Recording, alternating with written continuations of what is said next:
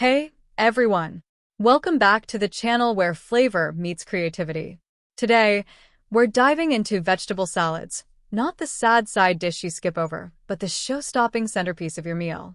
Trust me, by the end of this, you'll be craving salad. Let me tell you a little secret. Salads are my go-to when I'm feeling stuck in a food rut. They're quick, customizable, and absolutely bursting with flavor if you do them right. So, let's make one together. Step 1.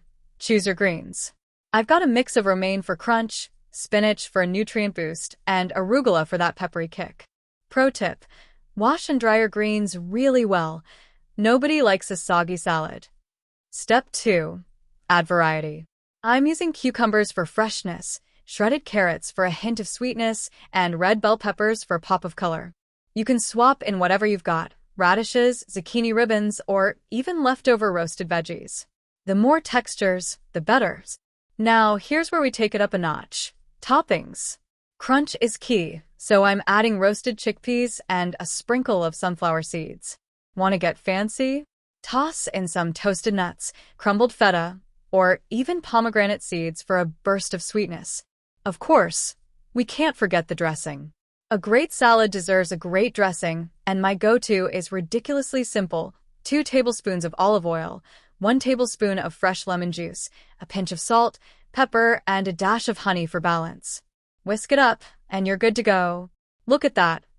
Every leaf is glistening, every topping perfectly coated. And the best part? It only took a few minutes to put together. Here's the thing about salads: they're as much about creativity as they are about flavor.